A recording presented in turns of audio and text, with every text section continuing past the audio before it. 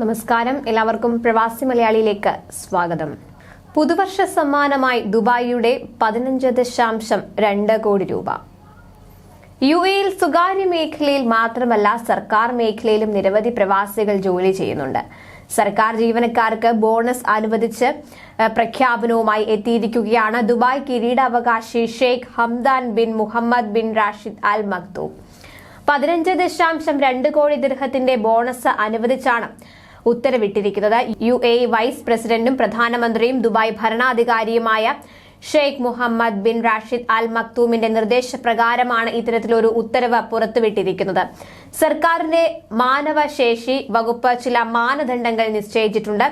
അതിനനുസരിച്ച് മാത്രമേ performance bonus നൽകുകയുള്ളൂ.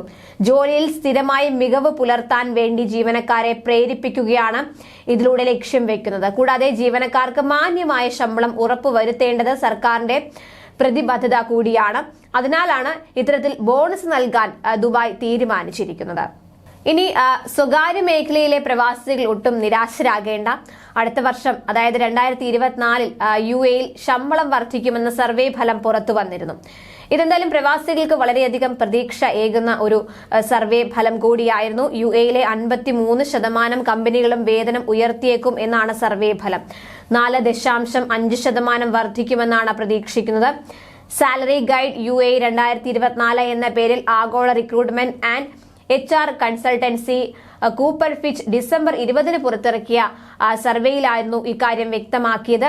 Survey പ്രകാരം രാജ്യത്തെ 53% കമ്പനികളും അവരുടെ ജീവനക്കാരുടെ ശമ്പളം അടുത്ത വർഷം വർദ്ധിപ്പിക്കാൻ ഉദ്ദേശിക്കുന്നുണ്ട്. 39%-ലധികം സ്ഥാപനങ്ങൾ ശമ്പളം 5% വരെയാണ് വർദ്ധിപ്പിക്കാൻ ആഗ്രഹിക്കുന്നത്. 11 സ്ഥാപനങ്ങളും 6 മുതൽ 9% വരെ വേതനം ഉയർത്തും. 10%-മോ അതിനു മുകളിലെ ശമ്പളം വർദ്ധിപ്പിക്കാൻ 5% സ്ഥാപനങ്ങൾ തയ്യാറാണെന്നും സർവേ വെളിപ്പെടുത്തുന്നു. 2024 ശമ്പളം വർദ്ധിക്കുന്ന മേഖലകൾ ഇവയാണ്: റിയൽ എസ്റ്റേറ്റ്, അതുപോലെ തന്നെ ബാങ്കിംഗ്, അഡ്വൈസറി, അതുപോലെ നിക്ഷേപ മാനേജ്മെന്റ്, ഹ്യൂമൻ റിസോഴ്സ്, നിയമസഹായം എന്നിവയാണ് ഈ മേഖലകൾ.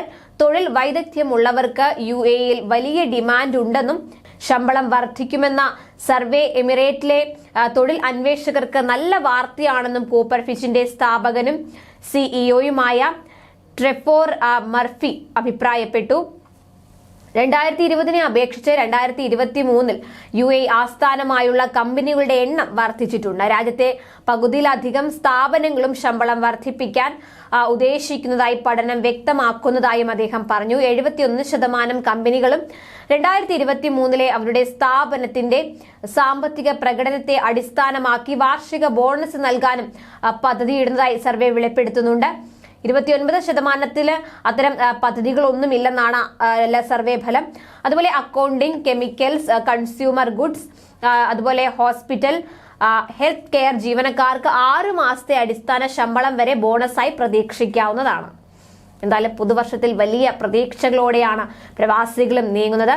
അതുപോലെ തന്നെ ശമ്പളവും വർദ്ധിക്കുമെന്ന് തന്നെ നമുക്ക് പ്രതീക്ഷിക്കാം. കൂടുതൽ പ്രവാസി വാർത്തകൾക്കായി ഈ ചാനൽ സബ്സ്ക്രൈബ് ചെയ്യുക.